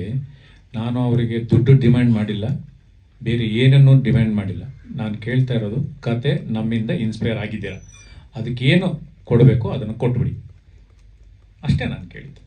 ಅದನ್ನು ಚೇಂಬರಲ್ಲಿ ಡಿಸೈಡ್ ಮಾಡಿಬಿಟ್ಟು ಅದಕ್ಕೆ ಸಮರ್ಥವಾದಂಥ ಒಂದು ಅವರು ಕೇಳಿದರೆ ನಮಗೂ ಸ್ಯಾಟಿಸ್ಫೈ ಆದರೆ ನಾವು ಹಾಕ್ತೀವಿ, ನಮಗೇನಿಲ್ಲ. ಅವ್ರು ಕೇಸ್ ಹಾಕ್ತೀನಿ ಅಂತ ಓಡಾಡ್ತಾ ಇರೋದು. ನಾನು ಇಲ್ಲಿವರೆಗೂ ನಾನು ಬಿಟ್ಬಿಟ್ಟೆ. ಯಾವಾಗ ಅವರು ಅವ್ರ ಮಗಳ ಮೇಲೆ, ಅವರು ಹೆಂಡತಿ ಮೇಲೆ ಪ್ರಮಾಣ ಮಾಡಿದ್ರು, ನಾನು ಅವತ್ತು ಬಿಟ್ಬಿಟ್ಟೆ ಅದನ್ನು, ಈ ವಿಷಯನ ಬಿಟ್ಬಿಟ್ಟೆ. ಆಯಿತು, ನಿಮ್ಗೆ ಆತ್ಮಸಾಕ್ಷಿ ಒಪ್ಕೊಳ್ಳಲ್ಲ ಅಂತಂದಮೇಲೆ ಬಿಡಿ ಅಂತ ಬಿಟ್ಬಿಟ್ಟೆ. ನಾನು ಆತ್ಮಸಾಕ್ಷಿ ಒಪ್ಕೊಂಡಿಲ್ಲ ಅಂದಮೇಲೆ ಏನು ಮಾಡೋಣ? ಏನು ಕೇಸು ಏನಿದು? ನಾನು ಬಿಟ್ಬಿಟ್ಟೆ. ಅದಾದಮೇಲೆ ಒಬ್ಬ ರೈಟರ್ ಆಗಿ ಅವ್ರ ಫೇಸ್ಬುಕ್ಕಲ್ಲಿ, ಮತ್ತು ಅವ್ರು ಬರೆದಿರೋ ಉದ್ದೇಶ ಒಂದೇ ಇದೆ. ಆ ಫೇಸ್ಬುಕ್ಕಲ್ಲಿ ನೀವೆಲ್ಲರೂ ಓದಿದ್ದೀರ ಅನಿಸುತ್ತೆ. ನಾವು ಡಾರ್ಲಿಂಗ್ ಕೃಷ್ಣ ಅವ್ರ ಬಗ್ಗೆ ನಾವೇನು ಅದ್ರಲ್ಲಿ ಬರೆದಿರಲಿಲ್ಲ. ನಾವು ಬರೆದಿರೋದು ಒಂದೇ ವಿಷಯ. ಇನ್ನು ಮೇಲೆ ದಯವಿಟ್ಟು ಯಾರಿಗಾದ್ರೂ ಕತೆ ಹೇಳಬೇಕಪ್ಪ ಅಂತಂದರೆ ಒಂದು ಕ್ಯಾಮ್ರಾ ತೊಗೊಂಡೋಗಿ, ಗ್ರೀನ್ ಮ್ಯಾಟ್ ತೊಗೊಂಡೋಗಿ, ಹಿಂದೆ ಗ್ರೀನ್ ಮ್ಯಾಟ್ ಹಾಕ್ಬಿಟ್ಟು ಒಂದು 3 ಕ್ಯಾಮ್ರಾ ಇಟ್ಬಿಟ್ಟು ಕತೆ ಹೇಳಿ. ಯಾಕೆ ಅಂದರೆ ಯಾರಿಗೆ ಗೊತ್ತು? ನಮ್ಮ ಕತೆನೇ ಹೇಳಿಲ್ಲ ಅಂತಂದ್ರೆ ಮೋಸ ಮಾಡಿದ್ರೆ ಏನು ಮಾಡೋಣ ನಾವು? ಇನ್ಮೇಲೆ ಪ್ರತಿಯೊಬ್ಬ ರೈಟರ್ಸು, ಪ್ರತಿಯೊಬ್ಬ ಡೈರೆಕ್ಟರ್ಸು ಕತೆ ಹೇಳಬೇಕಪ್ಪ ಅಂದರೆ ವಿತ್ ರೆಕಾರ್ಡ್, ಕ್ಯಾಮ್ರಾದಲ್ಲಿ ರೆಕಾರ್ಡ್ ಆಗೋ ಥರನೇ ಕತೆ ಹೇಳಿ ದಯವಿಟ್ಟು. ಇಲ್ಲ ಅಂತಂದರೆ ಈ ಥರ ಆಗ್ತವೆ. ಅದು ಇಂಡಸ್ಟ್ರಿಯಲ್ಲಿರೋ ಅಪ್ಕಮಿಂಗ್ ಡೈರೆಕ್ಟರ್ಸ್ಗಳಿಗೆ, ಅಪ್ಕಮಿಂಗ್ ರೈಟರ್ಸ್ಗಳಿಗೆ ಮನವರಿಕೆ ಆಗಲಿ ಅನ್ನೋ ಒಂದು ಉದ್ದೇಶಕ್ಕೋಸ್ಕರ ಅವರು ಫೇಸ್ಬುಕ್ಕಲ್ಲಿ ಬರೆದು ಹಾಕಿದ್ರು. ಅದನ್ನು ಬಿಟ್ಬಿಟ್ಟು ಬೇರೆ ಏನು ಉದ್ದೇಶ ನಮಗಿರಲಿಲ್ಲ. ಅದಾದಮೇಲೆ ಅವರು ಬೇರೆ ಬೇರೆ ಪೇಪರು ಮತ್ತು ನ್ಯೂಸ್ ಪೇಪರ್ ಅವ್ರು ಹೇಳ್ತಾರೆ, ಏನೋ ಹೆಡ್ಲೈನ್ ಬಗ್ಗೆ ಹೇಳಿದ್ರಲ್ಲ, ಯಾವುದೋ ಹೆಡ್ಲೈನ್ ಬರ್ಸ್ಕೊಳ್ಳೋಕ್ಕೂ ಒಂದು ಏನೋ ಇರ್ಬೇಕಂತ ಏನು ಹೇಳಿದ್ರು ಅವರು? ಏನೋ ಹೆಡ್ಲೈನ್ ಬರ್ಸ್ಕೊಳ್ಳೋಕ್ಕೂ ಯೋಗ್ಯತೆ ಇರಬೇಕಂತೆ. ನೋಡಿ, ಇಂಥ ಉಡಾಪೆಗಳನ್ನು ಮಾತಾಡ್ತಾರೆ. ನಾವು ನನ್ನ ಸಿನಿಮಾದಲ್ಲಿ ರಾಜಾಹುಲಿಯಲ್ಲಿ ಅದಕ್ಕಿಂತ ಮುಂಚೆ ವಾರಸ್ದಾರ ಮಾಡಿದೆ, ರವಿ ಬೆಳಗೆರೆ ಅವರು ಆ್ಯಕ್ಟ್ ಮಾಡಿದರು. ರಾಜಾಹುಲಿಯಲ್ಲಿ ಹಂಸಲೇಖ ಸರ್ ನನ್ನ ಜೊತೆ ಟ್ರಾವೆಲ್ ಮಾಡಿದ್ರು. ರುದ್ರತಾಂಡವದಲ್ಲಿ ಗಿರೀಶ್ ಕಾರ್ನಾಡ್ ಅವರು ಟ್ರಾವೆಲ್ ಮಾಡಿದ್ರು. ಜಾನ್ ಜಾನಿ ಜನರದಲ್ಲಿ ಮಾಲಾಶ್ರೀ ಮೇಡಮ್ ಅವರು ಟ್ರಾವೆಲ್ ಮಾಡಿದ್ರು. ಆಮೇಲೆ ನಾನು ಪಡ್ಡೆ ಹುಲಿಯಲ್ಲಿ ರವಿ ಸರ್ ಆ್ಯಕ್ಟ್ ಮಾಡಿದ್ರು, ಅಪ್ಪು ಸರ್ ಆ್ಯಕ್ಟ್ ಮಾಡಿದ್ರು, ರಕ್ಷಿತ್ ಶೆಟ್ಟಿ ಅವ್ರು ಆ್ಯಕ್ಟ್ ಮಾಡಿದ್ರು. ಇವೆಲ್ಲ ನಾವು ಮಾಡ್ಕೊಂಡು ಬಂದಿದ್ದೀವಿ ನಮ್ಮ ಜೀವನದಲ್ಲಿ. ಅವರು ಸಿನಿಮಾ ಲವ್ ಮಾಕ್ಟೆಲ್ಲು ಎಲ್ಲಿಂದ ಫಸ್ಟ್ ಪಾರ್ಟ್ ಇನ್ಸ್ಪೈರ್ ಆದರು ಅಂತ ನನಗೆ ಆ ಸಿನಿಮಾ ನೋಡ್ಕೊಂಡು ಬರಬೇಕಾದ್ರೆ ಫೋನ್ ಮಾಡಿ ಹೇಳಿದ್ರು. 96 ಸಿನಿಮಾ ನೋಡ್ಕೊಂಡು ಬರ್ತಾ ಇದ್ದೀನಿ, ನನಗೊಂದು ಕತೆ ಹೊಳಿತಾ ಇದೆ, ಆ ಕತೆನೇ ಲವ್ ಮಾಕ್ಟೆಲ್ ಅಂತ ನನ್ನ ಹತ್ರ ನೇರವಾಗಿ ಅವ್ರು ಹೇಳಿದರು ಫೋನಲ್ಲಿ. ಅವರು ಎಲ್ಲಿಂದ ಇನ್ಸ್ಪೈರ್ ಆದರು ಅಂತ ಅವರೇ ನನ್ನ ಹತ್ರ ಹೇಳಿರೋದು. ಇವತ್ತು ನಮ್ಮ ಕಥೆಯನ್ನು ಕೂತ್ಕೊಂಡು 4 ವರ್ಷ ಶ್ರಮ ಹಾಕಿ ಬರೀತೀವಿ ಅಂತ ಅವ್ರು ಹೇಳ್ತಾ ಇದ್ದಾರೆ. ರೈಟರ್ಸ್ ಬಗ್ಗೆ ಕೀಳಾಗಿ, legendary writers, legendary directors remake ಮಾಡಿರೋ ಹಿಸ್ಟ್ರಿ ನಮ್ಮಲ್ಲಿ ತುಂಬ ಇದೆ. ನಾವು ರಿಮೇಕ್ ಮಾಡಿದ್ವಿ ಅಂತ ಅಂದ ತಕ್ಷಣವೇ ಡೈರೆಕ್ಟರ್ಸ್ ಅಲ್ಲ, ರೈಟರ್ಸ್ ಅಲ್ಲ ಅನ್ನೋದು ಅದಲ್ಲ. ಅದಾದಮೇಲೆ ಇನ್ನು ತುಂಬ ನೋವಿನ ಸಂಗತಿ ಏನಂತಂದರೆ, ಅವರು ಮನೆಗೆ ಯಾರನ್ನ ಸೇರಿಸ್ಬೇಕು ಅನ್ನೋದು ತುಂಬ ಬೇಜಾರಾಗಿದೆ. ಇದು ವಾಪಸ್ ರಿಟರ್ನು. ನಾನು ಅವತ್ತು ಅವ್ರಿಗೆ ಫೋನ್ ಮಾಡಿ ಹೇಳಿದೆ, ಕರ್ಮ ಅನ್ನೋದು ವಾಪಸ್ ಬಂದೇ ಬರುತ್ತೆ ರೀ. ನಿಮ್ಮದು ತಪ್ಪೋ ನಂದು ತಪ್ಪೋ, ಕರ್ಮ ಅನ್ನೋದು ವಾಪಸ್ ಬರುತ್ತೆ. ನೀವು ತಪ್ಪು ಮಾಡಿದರೆ ನಿಮಗೆ ಬರುತ್ತೆ, ನಾನು ತಪ್ಪು ಮಾಡಿದರೆ ನನಗೆ ಬರುತ್ತೆ ಕರ್ಮ. ನೀವೆಲ್ಲರೂ ಸಾಕ್ಷಿಯಾಗೇ ಇರ್ತೀರ ಇಲ್ಲೇ. ಸರ್ ಈಗ ಪರಿಹಾರ ಅಂದ್ರಲ್ಲ ಸರ್, ಈಗ ಯಾರಿಗೆ ಬೇಕು ಸರ್ ದುಡ್ಡು? ನಾವು ದುಡ್ಡು ಕಷ್ಟಪಟ್ಟು ದುಡ್ದಿರೋ ದುಡ್ಡೇ ನಮ್ಮ ಹತ್ರ ಉಳ್ಕೊಳ್ಳಲ್ಲ ಇವತ್ತಿನ ಕಾಲದಲ್ಲಿ. ಯಾರಿಗೆ ಸರ್ ದುಡ್ಡು ಬೇಕು? ಕೋರ್ ಪಾಯಿಂಟ್ ತಗೊಂಡು ಮಾಡಿದ್ರೆ ಅಂತ ಹೇಳಿದ್ರು ಸರ್ ರೈಟರ್ಗೆ ವ್ಯಾಲ್ಯೂ ಬೇಕು ಅಷ್ಟೇ ಕೇಳ್ತಾ ಇರೋದು ನಾನು. ನನಗೆ ಏನು ದುಡ್ಡು ಬೇಡ, ನನಗೆ ಯಾವತ್ತು ಅವ್ರ ದುಡ್ಡು ನಮ್ಗೆ ಏನು ಅವಶ್ಯಕತೆನೇ ಇಲ್ಲ. ಮತ್ತೆ ಹೆಂಗ್ ಸರ್ ದುಗಿಸ್ಬೇಕು ಸರ್? ಈಗ ಮಾಡಿದ ತಪ್ಪು ಅವ್ರು ನೀವು ಹೇಳಿದ ಪ್ರಕಾರ ತಪ್ಪೇ ಮಾಡಿದ್ರೆ ಅವ್ರು ಒಪ್ಕೊಂಡಿದ್ರೆ ಒಪ್ಕೊಂಡಿದ್ರೆ ಕೋರ್ ರೈಟರ್ ಆಗಿ ಹೆಸರು ಕೊಡಕ್ಕೆ ಹೇಳಿ. ಲವ್ ಮಾಕ್ಟೆಲ್ ಇದರಲ್ಲಿ ಟೈಟಲ್ ಅಲ್ಲಿ ಅಷ್ಟೇ ಕೇಳ್ತಾರೆ. ಹೌದು, ರೈಟರ್ ಆಗಿ, ಕೋರ್ ರೈಟರ್ ಆಗಿ ರಾಘವೇಂದ್ರ ನಾಯಕ್ ಅವರಿಗೆ ಕೋರ್ ರೈಟರ್ ಆಗಿ ಸ್ಪೇಸ್ ಕೊಡಕ್ಕೆ ಹೇಳಿ. ಅವ್ರು ನಿಜವಾಗ್ಲೂ ಆತ್ಮಸಾಕ್ಷಿ ಇತ್ತು ಅಂತಂದ್ರೆ.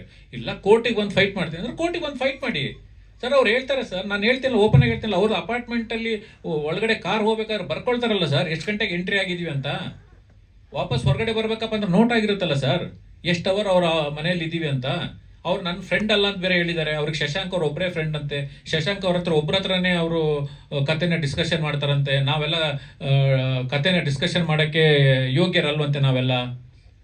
ಅದಕ್ಕೋಸ್ಕರ ನನಗೆ 2016 ಹಿಡಿದು 2020 ಲವ್ ಮಾಕ್ಟೆಲ್ಲು ಹಿಟ್ ಆಗೋವರೆಗೂ 2 ಅವರು 3 ಅವರ್ ಮಾತಾಡಿದ್ದಾರೆ. ಅವತ್ತಿರಲಿಲ್ಲ. ಸಿನಿಮಾ ಹಿಟ್ ಆದ ತಕ್ಷಣ ಎಲ್ಲ ಚೇಂಜ್ ಆಗ್ಬಿಡುತ್ತೆ. ಈ ಚೇಂಜಸ್ ನೀವು ನೋಡ್ತಾ ಇದ್ದೀರಾ. ನಿಮಗೂ ಮೀಡಿಯಾದವ್ರಿಗೂ ನಿಮಗೂ ಗೊತ್ತಿರುತ್ತೆ ಅವ್ರ ಬಿಹೇವಿಯರ್ ಹೆಂಗ್. ಲವ್ ಮಾಕ್ಟೆಲ್ ಬಿಫೋರ್ ಸಕ್ಸಸ್ ಅವ್ರಿಗೂ ಏನು ಬಿಹೇವಿಯರ್ ಇತ್ತು, ಅದ್ರದ್ದು ಆದ್ಮೇಲೆ ಏನು ಬಿಹೇವಿಯರ್ ಇದೆ ಅಂತ ನಿಮಗೂ ಎಲ್ರಿಗೂ ಗೊತ್ತಾಗಿದೆ. ನಿಮಗೇನು ಗೊತ್ತಿಲ್ವಾ? ಅದು ನಿಮ್ಗೆಲ್ರಿಗೂ ಗೊತ್ತಿದೆ. ಅದು ಏನು ಬಿಹೇವಿಯರ್ದು ಏನೇನು ಚೇಂಜಸ್ ಆಗಿದೆ, ಏನೇನಿಲ್ಲ ಅಂತ. ಅಪ್ಪು ಸರ್ ಹೆಂಗಿದ್ರು, ಎಂಥ ಸಕ್ಸಸ್ ತೊಗೊಂಡಿದ್ದಾರೆ ಅಪ್ಪು ಸರ್. ಏನು ಬಿಹೇವಿಯರ್ ಇದು. ನಾನು ಜೆಂಟಲ್ಮೆನ್ ಸಿನಿಮಾಗೆ ಅಪ್ಪು ಸರ್ ಹತ್ರ ಫೋನಲ್ಲಿ ಹೇಳಿದೆ, ಸರ್ ಟ್ರೇಲರ್ ಲಾಂಚಿಗೆ ದಯವಿಟ್ಟು ಬರಬೇಕು ಅಂತ, ಕರಿಯಾಕೆ ಬರ್ತೀನಿ ಅಂತ. ಕರಿಯಾಕೆ ಯಾಕ್ರಿ ಬರ್ತೀರಾ? ನಾನು ಬರ್ತೀನಿ ಬಿಡಿ, ಏನು ನೀವು ನನಗೇನು ಗೊತ್ತಿಲ್ವಾ? ನಿಮ್ಮ ಸಿನಿಮಾದಲ್ಲಿ ನಾನು ಆ್ಯಕ್ಟ್ ಮಾಡಿಲ್ವಾ? ನಾನು ಬರ್ತೀನಿ. ಎಂಥವ್ರು ಇದ್ದಾರೆ ಅಲ್ವಾ ಇವರು. ಒಬ್ಬ ಫ್ರೆಂಡನ್ನ ಬಗ್ಗೆ ಹಿಂಗೆ ಮಾತಾಡ್ತಾರೆ, ಆದರೆ ಎಷ್ಟು ಕೀಳವಾಗಿ ಮಾತಾಡ್ತಾರೆ. ನಾನು ಮೊನ್ನೆ ಚಾನಲಲ್ಲಿ ಮಾತಾಡಬೇಕಪ್ಪ ಅಂತಂದರೆ 2013 ಒಬ್ಬ ಫ್ರೆಂಡ್ ಆಗಿರೋ ಮನುಷ್ಯನ ಫ್ರೆಂಡು ಅವ್ರ ಸಿನಿಮಾ ಗುರುವಾರ ರಿಲೀಸ್ ಆಗಿದೆ, ಭಾನುವಾರವರೆಗೂ ಒಳ್ಳೆ ಕಲೆಕ್ಷನ್ ಇರುತ್ತೆ. ಆ ಟೈಮಲ್ಲಿ ನಾವು ಅಪವಾದನೆ ಮಾಡಬಾರ್ದು ಅಂತ ನಾನು ಸುಮ್ಮನೆ ಇದ್ದರೆ ನನ್ನನ್ನೇ ಅವರು ತಪ್ಪಂತ ಹೇಳ್ತಾರೆ. ನಾನು ಆ್ಯಸ್ ಎ ಪ್ರೊಡ್ಯೂಸರ್ ಆಗಿ, ಆ್ಯಸ್ ಎ ಡಿಸ್ಟ್ರಿಬ್ಯೂಟರ್ ಆಗಿ, ಆ್ಯಸ್ ಎ ಡೈರೆಕ್ಟರ್ ಆಗಿ, ಒಂದು ಸಿನಿಮಾ ಕಲೆಕ್ಷನ್ ಇರುತ್ತೆ ಶುಕ್ರವಾರ, ಶನಿವಾರ, ಭಾನುವಾರ ಕಲೆಕ್ಷನ್ ಇರುತ್ತೆ. ಅಂಥ ಟೈಮಲ್ಲಿ ಈ ಥರ ಅಲಿಗೇಷನ್ ಮಾಡಿದರೆ ಅವರಿಗೆ ಕಲೆಕ್ಷನ್ಗೆ ಏಟ್ ಬೀಳುತ್ತೆ ಅಂತ ಒಂದು ಒಳ್ಳೆತನದಲ್ಲಿ ನಾನು ಮಾಡೋಕ್ಕೆ ಹೋದರೆ ನನ್ನ ಫ್ರೆಂಡ್ ಬಗ್ಗೆ ಕೀಳಾಗಿ ಮಾತಾಡ್ತಾರೆ, ಅದನ್ನು ಕಿಂಡಲ್ ಆಗಿ ಮಾತಾಡ್ತಾರೆ. ಜನ ನೋಡ್ತಾ ಇದ್ದಾರೆ. ಈ ಜನ ನೋಡ್ತಾ ಇದ್ದಾರೆ, ಇದು ಯಾರು ಸರಿ ಯಾರು ತಪ್ಪು ಅಂತ ಜನ ಡಿಸೈಡ್ ಮಾಡಲಿ. ಸರ್ ಈಗ ಕಾಲ್ ಟ್ರೈ ಮಾಡ್ತಾ ಇದ್ದಾರಂತೆ, ನೀವು ಕಾಲ್ ಪಿಕ್ ಮಾಡ್ತಾ ಇಲ್ವಂತೆ. ಅವ್ರು ಪಿಯಾಗೂ ಒಂದು 50 ಸಲ ಕಾಲ್ ಮಾಡಿದಾರಂತೆ. ಯಾಕೆ ಕಾಲ್? ಮೇಡಮ್ ಅವರು ಮೆಸೇಜ್ ಹಾಕಿದ್ದಾರೆ ರಾಘವೇಂದ್ರ ನಾಯಕ್ ಅವರಿಗೆ, ಏನು ಅಂತಾರೆ, ನಿಮ್ಮ ಅಡ್ರೆಸ್ ಕಳಿಸಂತ. ಅಡ್ರೆಸ್ ಕಳ್ಸೋಕ್ಕೆ ಫೋನ್ ಮಾಡ್ತಾ ಇದ್ದಾರೆ ಅಂತ ಅವರು. ಮೇಡಮ್ ನಾನು ಇವಾಗ ಅಡ್ರೆಸ್ ಕಳಿಸ್ಬಿಟ್ರೆ ನಾಳೆ ಬ್ಲ್ಯಾಕ್ ಮೇಲ್ ಮಾಡೋಕ್ಕೆ ಹುಡುಗರನ್ನ ಕಳಿಸ್ಬಿಟ್ರೆ ಏನು ಮಾಡೋದು ಮೇಡಮ್? ನಾವ್ಯಾಕೆ ಅಡ್ರೆಸ್ ಕಳ್ಸೋಣ ಮೇಡಮ್? ಇವತ್ತು ವಾಟ್ಸಪ್ಪಲ್ಲೇ ಕಳಿಸ್ಬೋದು ನೋಟಿಸು. ಅವ್ರಿಗೆ ಅಕಸ್ಮಾತ್ ಕೇಸ್ ಹಾಕಲೇಬೇಕು ಅಂತ ಏನಾದರೂ ಇತ್ತಂದರೆ ವಾಟ್ಸಪ್ಪಲ್ಲಿ ನೋಟಿಸ್ ಕಳಿಸ್ಲಿ. ಅಡ್ರೆಸ್ ಹಾಕ್ಬೇಕು ಮೇಡಮ್ ಅವ್ರಿಗೆ. ಇವರು ಡೈರೆಕ್ಟರ್ ಅಸೋಸಿಯೇಷನ್ ಮೆಂಬರ್ ಇರ್ತಾರೆ, ಡೈರೆಕ್ಟರ್ ಅಸೋಸಿಯೇಷನ್ ಫೋನ್ ಮಾಡ್ಬಿಟ್ಟು ಅಡ್ರೆಸ್ ತಗೊಳ್ಳಿ.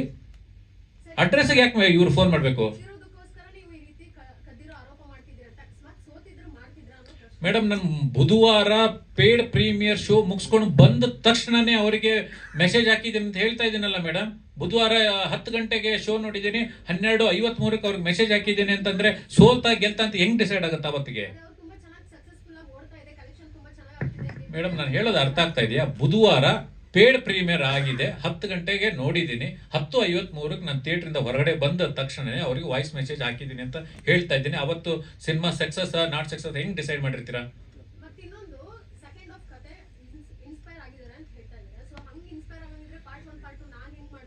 ಮೇಡಮ್ ಒಂದು ಸೂಕ್ಷ್ಮ ನಿಮ್ಗೆ ಹೇಳೋದಲ್ವಾ, ಒಂದು ಆಶ್ರಮದಿಂದ ಮಗುನ ನೀವು ನಾಳೆ ನೀವು ಒಂದ್ಸತಿ ಗೂಗಲಲ್ಲಿ ಹೋಗೋ, ಇಲ್ಲಪ್ಪ ಚೈಲ್ಡ್ ಇದ್ರದ್ದು ಹತ್ರ ಹೋಗಿ ದಯವಿಟ್ಟು ರಿಸರ್ಚ್ ಮಾಡಿ.